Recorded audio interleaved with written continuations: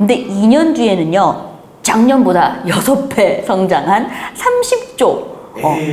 2024년에는 230억 달러로 올라갈 거다 전망하는데, 안녕하십니까? 오늘은 틱톡 이야기를 해보겠습니다.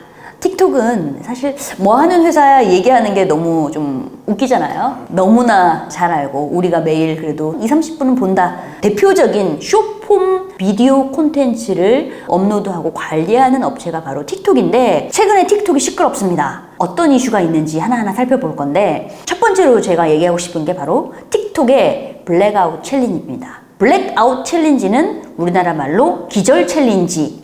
그래서 이게 뭐냐면 기절 게임이에요. 지가 지목 졸라가지고 탁 기절하잖아요? 그럼 챌린지에 성공한 거야. 그래서 기절할 때까지 자신의 목을 조르는 게임인데, 이게 MZ세대들에게 지금 최근 1, 2년간 굉장히 인기였었대요. 와, 이거 정신. 그런데 문제는 작년에 2월과 7월에 사건이 생깁니다. 작년 7월에는요, 텍사스주에 사는 라라니 에리카 월튼이라고 6살짜리 여자아이가 요거 보고 따라하다가 숨졌어요. 그리고 작년 2월에는 또 미국의 위스콘신주에 사는 아리아니 제일린 아로요 9살 또 여아가 지목 졸라서 탁 한 거 5살짜리 여동생이 본 거예요. 그럼 5살짜리 애는 어떤 그 트라우마를 겪겠어요. 이렇게 죽었는데, 지금 살펴보니까 지금 8살짜리 애 같은 경우에는 작년 7월에 이렇게 하다가 죽었는데 4월 달에 생일 선물로 처음 모바일을 갖고 틱톡에 완전 빠졌대요. 완전 빠져서 이거를 보면서 와, 나도 유명인사가 되고 싶어, 나도 영상 올리고 하고 싶어 해서 종종 영상을 따라해서 올리기도 했었대요. 그런데 사망하기 전에 목에 뭔가 이렇게 상처가 있는 거예요. 그래서 부모가 야, 이거 어떻게 된 거야? 했더니 얘 뭔가 사고다. 뭐 중요한 거 아니다.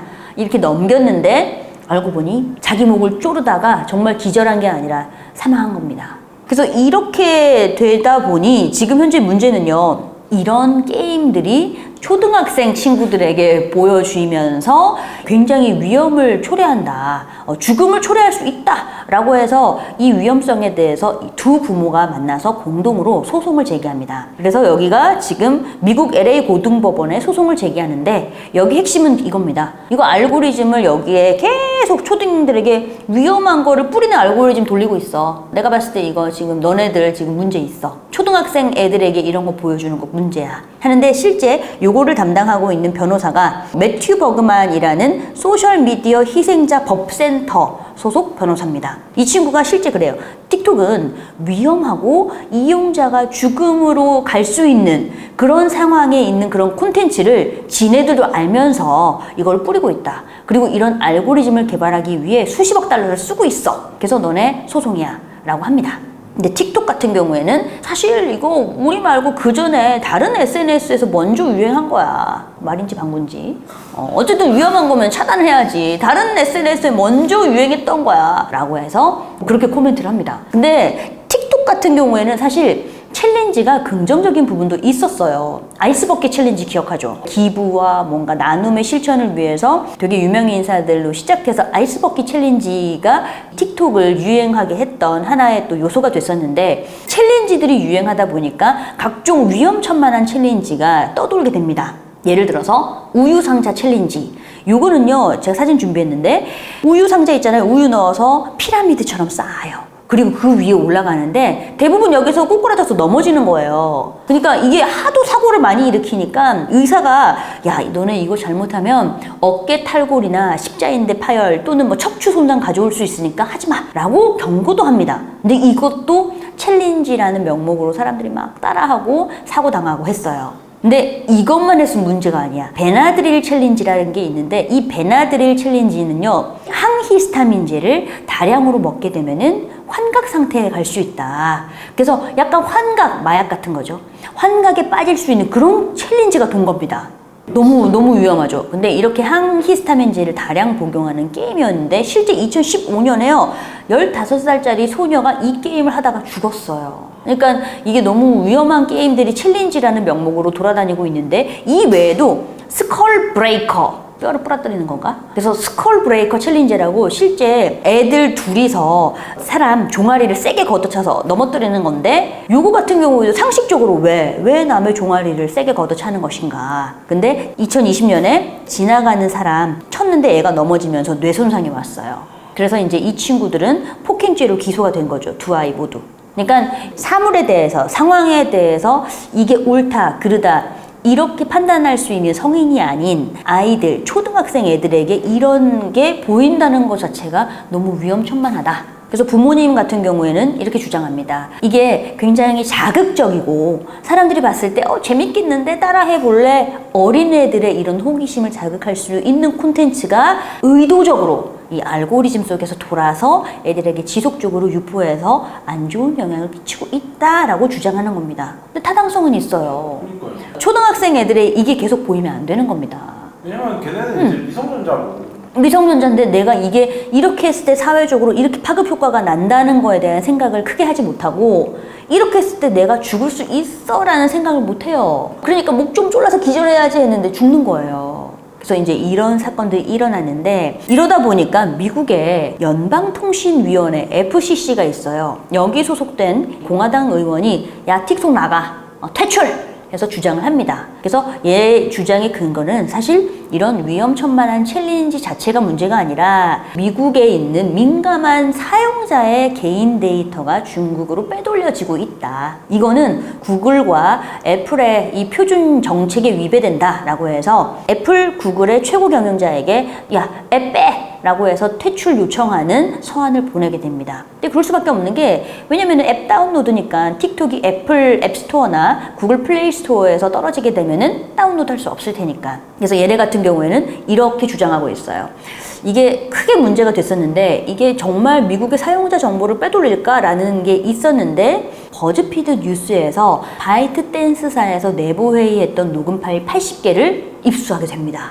그래서 이 내용을 보니까 이런 내용이 있었어요. 이제 작년 9월부터 올해 1월에 중국의 바이트 댄스사의 직원과 미국 현지 상주 직원 간의 대화 녹취 파일들이었는데 난 여기서 미국인데 내가 이 사용자 데이터 열람 안 되니까 네가 좀 열어줘. 너는 마스터 관리자잖아. 그러니까 이런 뉘앙스의 이 콘텐츠가 한 14건이 발견되는데 이 뜻은 미국에서는 요만큼 데이터가 제한적으로 열린다 하더라도 본사에서는 왕창 볼 수 있다. 이런 뉘앙스로 들리는 겁니다. 그러니까 미국은 이 정보가 단순하게 성별, 연령 이 정보뿐만 아니라 정말 개인을 특정할 수 있는 정보들이 나간다. 그래서 이제 이렇게 해서 너무 위험하다라고 하니까 틱톡 같은 경우에는 야, 우리가 그러면은 우리 데이터 센터에 미국 같은 경우에는 사용자 데이터 보관 안 할게. 미국 오라클 데이터 센터에 보관할게 라고 해서 데이터를 싹 다 이전하겠다 라고 밝혔고 이전한다 뭐 지금 하고 있습니다. 했다라고 했습니다. 여기에 대해서 마케터의 시각에서 조금 정리를 해보자면 첫 번째는요. 이게 틱톡이 문제가 됐던 거는 지금뿐만이 아닙니다. 트럼프 정부 때도 문제였어요. 특히 트럼프 정부는 약간 그게 있었죠. 우리만의 문화. 이민 안 돼. 어디서 뭐 했어? 안 돼. 우리만이 중요해. 중국도 너네 싫어. 약간 쇄국 정책은 아니지만 민족주의. 우리 게 최고야. 약간 자국민을 보호하는 쪽으로 정책이 강화가 됐었는데 트럼프 같은 경우에도 트럼피즘 이런 게 굉장히 심했고 아예 야 틱톡 나가 라고 해서 퇴출에 대해서 행정명령을 떨어뜨렸어요. 하지만 정권이 바뀌면서 팔로업 되지 않았어. 아하, 거의 다 되는. 앱스토어에 행정명령 내렸었는데 바뀌었습니다. 아하. 근데 바이든 정부에 들어서면서 여기에서도 외국 기업이 개인정보와 관련된 미국의 민감한 정보를 유출할 가능성이 있다라고 하면은 철저하게 모니터링 하겠다라고 밝히기도 했습니다. 틱톡 같은 경우에는 이 시장 중에서 정말 큰 시장 중에 하나인 인도는 퇴출됐어요. 인도에서는 틱톡 안 돼. 라고 해서 아예 금지를 했습니다. 근데 이 틱톡 규제 같은 경우에는요, 트럼피즘이나 정부 차원에서의 이런 이슈 제기와 관리로 볼 수도 있는데, 두 번째로는요, 미국 IT 기업의 이해관계로도 해석해 볼 수 있어요. 왜냐면은 실제 미국의 대형 IT 기업들은 페이스북, 인스타그램, 유튜브 모두 쇼폼 동영상 가지고 있어요. 인스타그램 릴스, 유튜브 쇼츠, 페이스북은 이 릴스를 끌어와서 요즘 페이스북 와치 피드에 보여주고 있어요. 근데 얘네들은 틱톡 틱톡이 너무 무섭게 성장하니까 쫓아가려고 쇼폼 동영상의 메뉴판들을 만들어 놓고 있지만 실제 수치상으로 따라잡지 못하고 있습니다.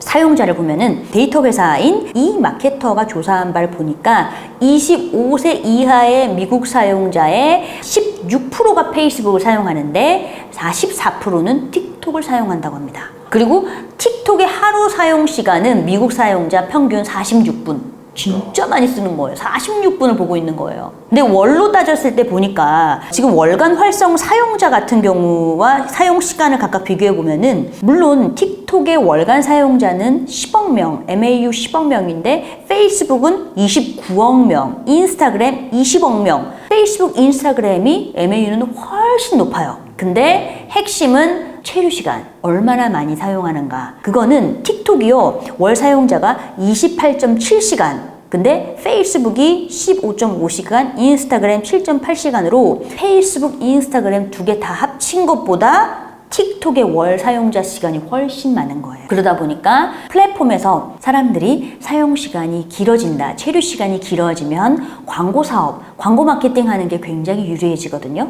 실제 틱톡이 작년 대비 광고판 메인 배너, 틱톡 딱 열면 보이는 게 탑 배너라고 하는데 이 탑 배너의 광고 가격이요 4배 올랐어요. 지금은 1일 광고 하려면요 33억 써야 됩니다. 1일 동안 틱톡 딱 열면 보이는 요 광고판 우리나라 돈으로 33억이죠. 외국 그 US 달러로 260만 달러 하고 있습니다.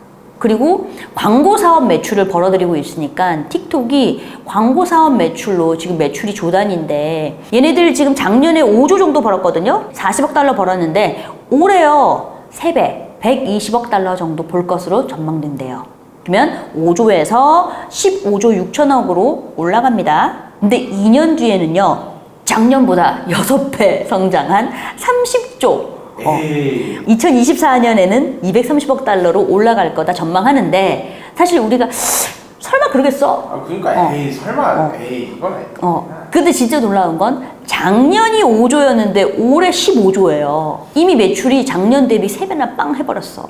이걸 보면 또 될 것 같기도 하고요. 그러니까 지금 페이스북이나 인스타그램, 구글, 유튜브 같은 업체들은 미국의 대형 IT인데 틱톡이 너무 올라와 버리니까 눈에 가시일 수 있어요. 아, 이것들이 이거 미국에서 이렇게 활개쳐? 야, 이거 좀 조져야겠는데? 이 생각을 할 수 있는 거예요. 그리고 실제 실리콘밸리에서 보통 얘네들은 선거 자금 같은 거 후원을 받잖아요. 미국의 바이든 정부, 이 민주당 같은 경우에는 실리콘밸리의 서포트를 많이 받았기 때문에 만약에 바이든 정부에서 틱톡 조져야겠는데 만약 그렇게 결정한다 그러면은 틱톡은 글로벌 비즈니스에 타격을 받을 수밖에 없는 겁니다. 결국은 이권 문제일 수 있다. 왜냐면 너무 치고 올라갔어 틱톡이. 약간 그런 거 있잖아요. 적당히 중간 정도 하면은 티 안 나는데 너무 1등 하면은 눈에 뾰족하게 띄는 겁니다. 약간 카카오처럼. 카카오도 너무 이렇게 하니까 탁 걸리는 거죠. 너무 올라오면은 모난돌이 정 맞는다. 이런. 근데 세 번째로 봐야 될 거는 틱톡은 다양한 노력을 하고 있지만 여전히 의심을 받고 있어요. 아까 앞서서 얘기했듯이 이렇게 개인정보 빼돌리는 거 아니야? 미국의 민감한 개인 사용자의 뭐 실시간 위치라든지 사용자의 검색 이력 빼가는 거 아니야? 라고 했는데 그래서 틱톡에서는 우리 미국 사용자 트래픽 100% 오라클에 싹 다 이전하고 오라클에 이제 데이터 백업을 위해서 이 데이터 센터 역시도 미국과 싱가포르에 둔다. 그리고 그간 우리 데이터 센터에 쌓아놨던 모든 데이터 삭제한다. 라고 발표를 했습니다. 근데 그럼에도 불구하고 미국의 IT 전문 매체인 엔가젯은 수상해. 그래도 수상해. 가장 큰 이유는 앞에 잠깐 언급했지만 중국 관리자가 마스터 관리자고 미국에 상주하는 직원은 그 밑이에요. 접근권이. 그 뜻은 우리는 미국 내에서는 깨끗해. 미국에서는 정보 빼갈 거 없어. 근데 모든 시스템은 백도어가 있을 수 있습니다. 그럼 백도어가 있어서 여전히 빼갈 수 있다는 게 버즈피드 뉴스에서 유출된 80개의 녹음본을 보니 여전히 마스터 권한은 중국이 가지고 있는 것 같다. 그리고 실제 중국법은 해외에서 우리 중국 법인이 사업을 하든 말든 상관없이 외국에 있다 하더라도 데이터 내놔 하면은 다 내놔야 돼요. 이게 중국법이에요. 그러니까 나 데이터 없어 클린해 라고 해도 내놔. 하면 중국에 내놔야 돼요. 그러니까 지금 이제 이런 뭐 틱톡은 다양하게 노력을 한다라고 해도 의심을 받고 여전히 수상한데라고 이 평을 받는 게 아무래도 지금 이제 트럼프 정부 때도 걱정했던 게 우리의 미국 사용자의 데이터가 중국 공산 단계에 넘어간다. 뭐 이런 부분에 대한 이 이슈가 있었는데 틱톡은 이거를 명확하게 해결해 주지 못한 이유는 이 친구가 본거지가 베이징에 있다는 거. 요게 깨끗하게 해결은 안 될 것 같아요. 그래서 틱톡은 앞으로도 이런 정치적 이슈 또는 이권 문제, 경제적 이슈로 인해서 다양한 그 압박과 제재 환경 속에 놓여 있고 이 리스크를 어떻게 극복하느냐에 따라서 틱톡이 넥스트 스텝을 밟을 수 있을지 여기서 꺾일지가 결정되지 않을까 싶습니다. 네, 그래서 오늘 준비한 콘텐츠는 여기까지고요. 오늘 콘텐츠가 마음에 드셨다면 구독, 좋아요, 알림 설정 그리고 댓글까지 부탁드리겠습니다. 다음 시간에는요, 골프 그동안 호황기를 막 겪었었는데 정점 찍은 거 아니냐라는 이야기가 나오고 있습니다. 사실 골프 시장을 그동안 코로나 기간 동안 주도했던 친구들이 MZ였는데요. 요즘 MZ 세대들이 여기서 조금씩 빠지고 있습니다. 어디로 빠지는지 알아보겠습니다.